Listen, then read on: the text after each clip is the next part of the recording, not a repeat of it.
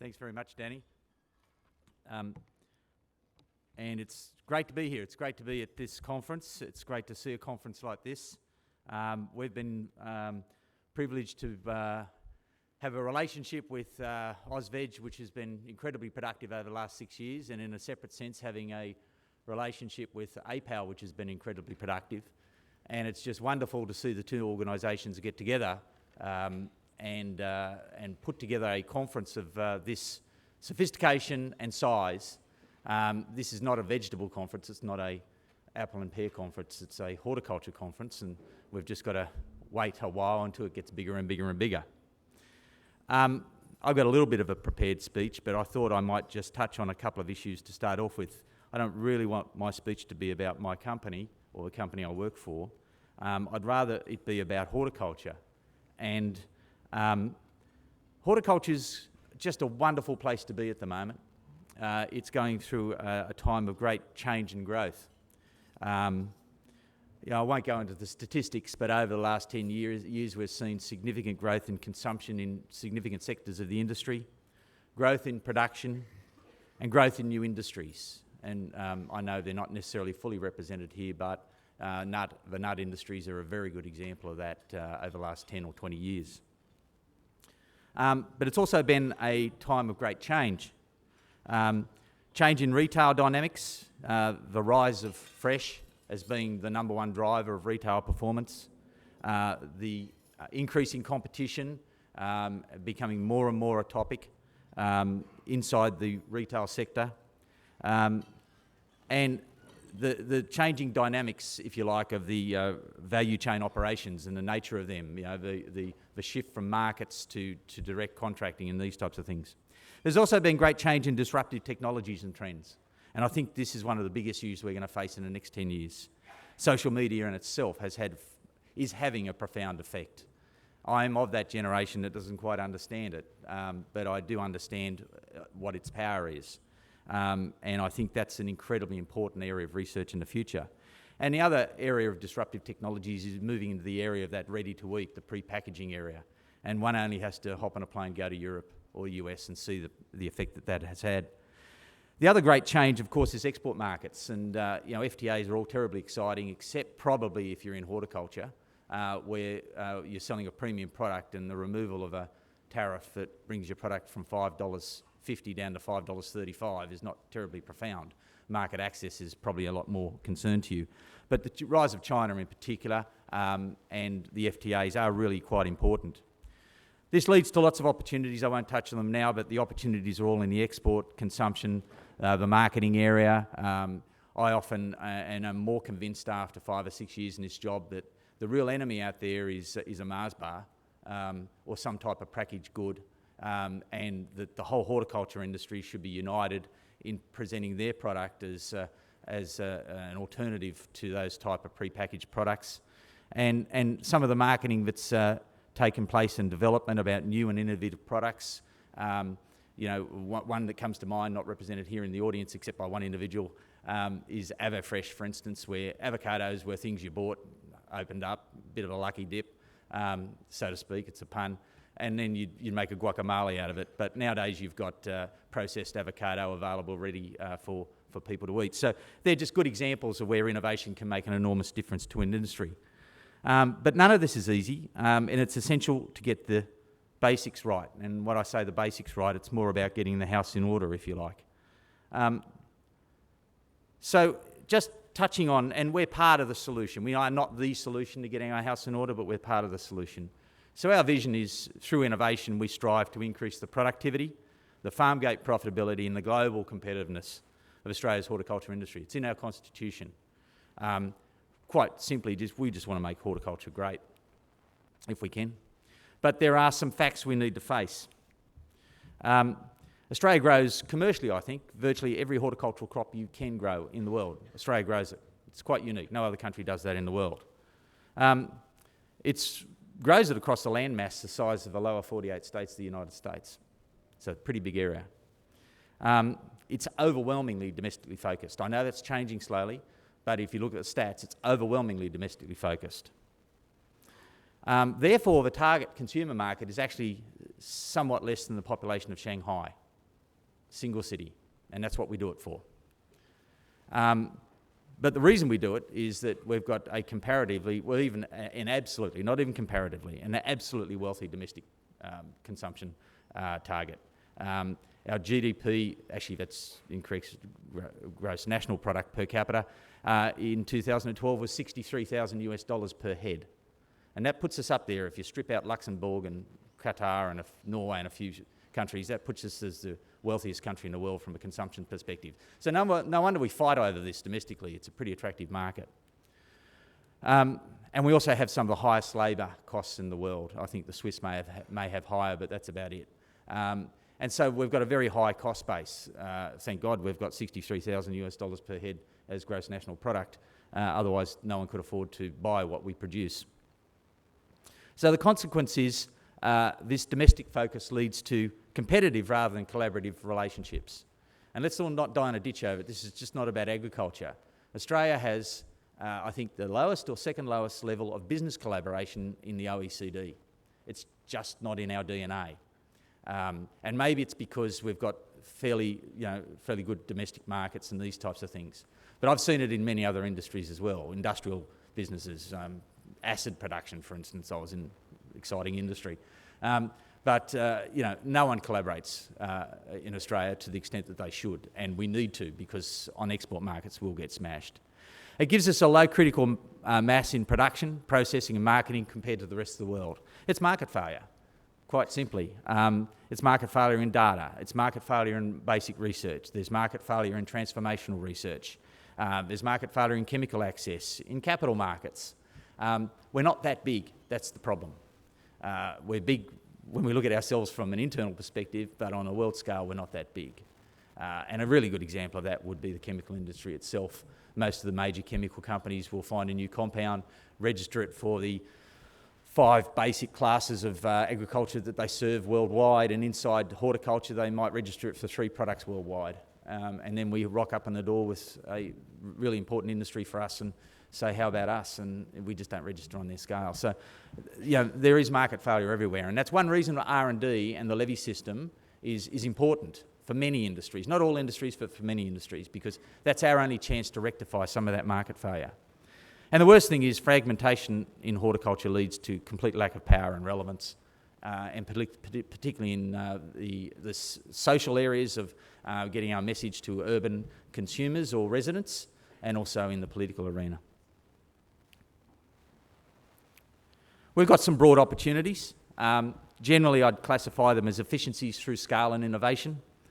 We've got opportunities in export markets, and everyone wants to do everything, but if you confined it to that arc from Kuwait to Japan, I think you'd cover 90% of all the opportunities available for us in the next 10 to 20 years.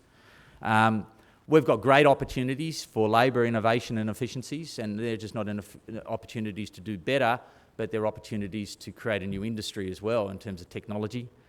And we've got opportunities to do far better when we focus and fund industry representation to a far greater degree than we've done before.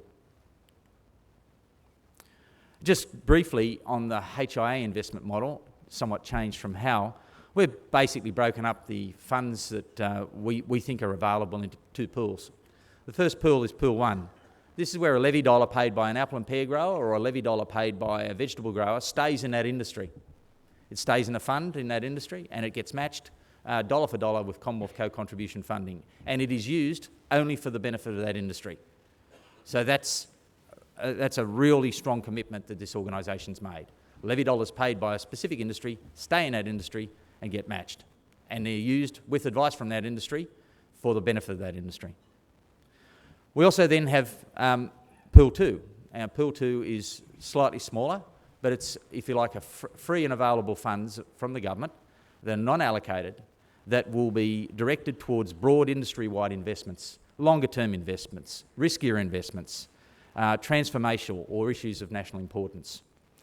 On that particular one, we've been very successful in doing this with fruit fly recently. So we have a fruit fly fund. We'll come out with a more formal structure in Pool 2 in the next couple of weeks, but call it a fruit fly fund now. It's got in excess of $40 million in there. And virtually no levy money. Farmers don't have to contribute to that to solve that major national problem that we have. We've got other co-contributors in there, and using Commonwealth money, we think we can find a solution for it. So we've gone out recently with a green paper on our Pool 2 investments. We're asking the whole horticultural value chain, growers in particular, how we should spend that Commonwealth money. Remember, we're not asking how to spend levy money there, just Commonwealth money. And we asked for feedback. We got about 1,000 interactions with us. We got 103 formal submissions. And generally, the themes are coming out like this. People want to see Asian markets develop. People want to see more sustainable and effective biosecurity. They want to see optimised supply chains, new products, advanced production technologies, sustainable resource management, driving scale in production. I'm not sure that's what we can use R&D for, but it's a really strong theme. Waste reduction, value adding, health and nutrition and wellness as a theme. Data, we've got no data in our industry virtually. And it's very difficult to get a person to make a positive decision for us when we can present no data to them. 20 to 25% of the whole of horticulture is made up of stuff you can't eat. Flowers, turf, nursery. But green cities is a very strong theme that's come out of that, the greening of Australian cities. The one that took me by surprise, which I didn't think would rate as highly, but it came in virtually every submission, was the next generation of leadership. And those leaders are leaders in the growing community, but also just as strongly, who are the next generation of leaders in the research and development area? Who are the next generation of leaders in the value chain activity? And a very strong theme around that we should invest in that. And food safety, which is the perennial one and is always underinvested. We've not yet made a determination on all those, but we'll be doing so in the next month or so. If I look at the broad opportunities and we look at scale and innovation, we overlay some of the feedback we've got. Well, what can we do in that for scale and innovation? Well, we can look at new product development and crop varieties. We can look at advanced production technologies, scale itself, waste reduction, nutrition, leadership. In areas to do with export markets, more coordination and focus on Asia, better biosecurity, optimised supply chains, robust industry data, applying for priority. Anyone who's been through that process of applying for priority into Asian markets but cannot provide the data about the size of the industry in Australia is starting from behind the 8 ball. Leadership, again, comes up, advanced production technologies. Labour and innovation, scale, data, leadership coming up again. All these issues are all coming up again.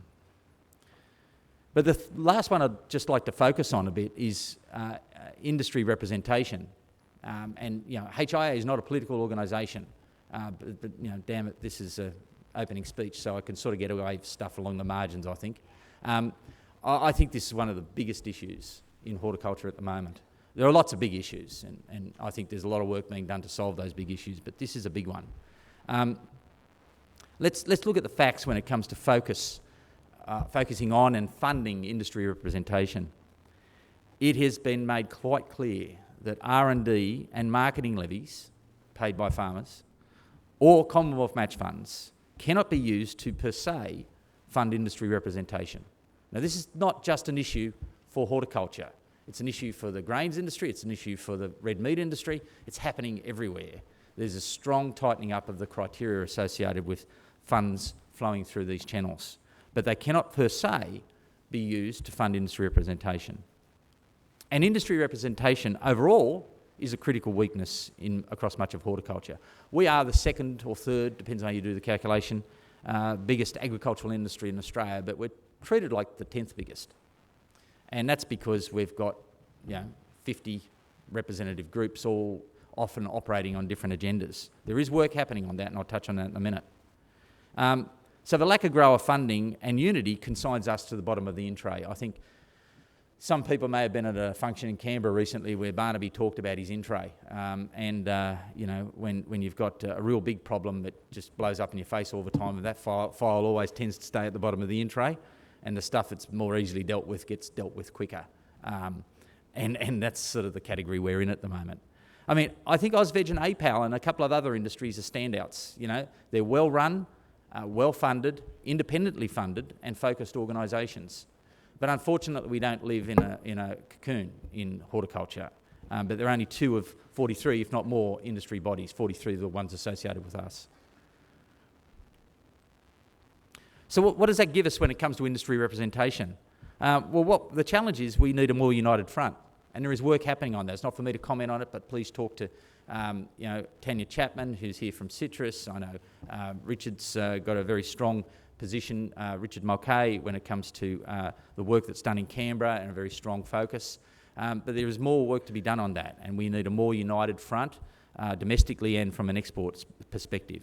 We need sustainable income streams for peak industry bodies, and they cannot necessarily be derived out of the levy system. And this is, again, an issue for all of agriculture. We need to have great calibre of people leading those organisations. And in the case of the organisations I've just mentioned, we do. But, we're always brought down by the lowest common denominator. And, it's the job of representative bodies to hold government to account, because government works for us as well. So when you've got great industry representative bodies, they're really good at holding government to account. And when you've got bad ones, then the government doesn't get held to account. So look, finally, I'd just like to thank everyone here, all the delegates, but particularly the AUSVEG board, CEO, Chair Richard, CEO Richard Mulcahy, and Chair Jeff Moore, and all the staff from AUSVEG for putting this together. I think it's just going from strength to strength. Again, similarly with the APAL board, Chair Dr. Michelle Allen and John Dollison, who unfortunately can't be with us here. I know he's texted me at about 6:30 this morning, so I don't think he's resting. And all their staff for putting this together, and all the sponsors. These functions can't really get together without the dedication of the sponsors, and all the delegates who've turned up here today. So thank you very much. It's been a pleasure.